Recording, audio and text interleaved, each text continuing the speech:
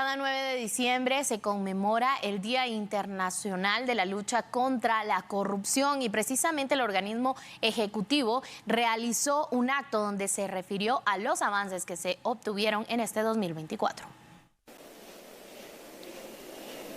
Así es, compañeros, gracias por el cambio ya en estudios centrales. En el marco del Día Internacional de la Lucha contra la Corrupción, el presidente de la República, Bernardo Arévalo, firmó 2 acuerdos gubernativos y presentará 2 iniciativas de ley al Congreso de la República, y estos relacionados con la lucha contra la corrupción. En la reforma se plantea conocer beneficiarios finales de las empresas proveedoras del Estado. El mandatario también dio un discurso al respecto. Escuchemos. Cumplimiento del mandato que el pueblo de Guatemala nos otorgó a la vicepresidenta Karine Herrera y a mí hace ya más de un año. Y es importante porque la corrupción es un monstruo de 1000 cabezas que habita en las entrañas del Estado. Estaríamos muy equivocados si creyéramos que podemos combatirlo solamente tomando medidas de corto plazo, reemplazando a algunos funcionarios, suprimiendo algunas plazas, revisando algunos procedimientos, reformando una ley. La corrupción es un fenómeno complejo, estructural, que estuvo incorporado directamente en la estrategia y los objetivos de los gobiernos desde hace décadas. No ha sido un mal secundario, no ha sido un daño colateral, sino ha sido la razón primordial por la cual buscaron el poder, lo tomaron y lo ejercieron. Julio Flores, director ejecutivo de la Comisión Nacional contra la Corrupción, también explicó que el organismo ejecutivo ha presentado más de 200 denuncias, estas relacionadas con corrupción. Además mencionó cuáles son los mecanismos que estarán trabajando para el próximo año y también refirió cuáles son los avances que se han tenido desde febrero que se inició con esta comisión. Escuchemos. El día de hoy, en el marco del Día Internacional contra la Corrupción, pues tuvimos un espacio propicio para justamente platicar de eso.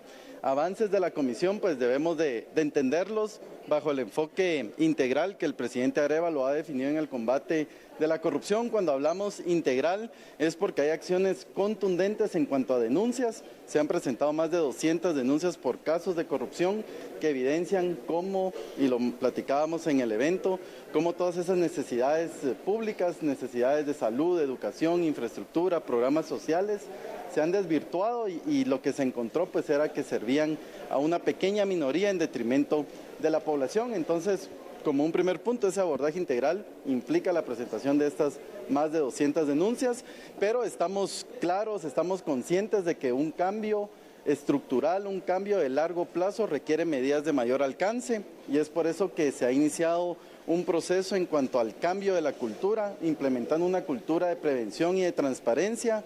Iniciamos con la aprobación del Código de Ética, un código de ética que tiene mecanismos de implementación.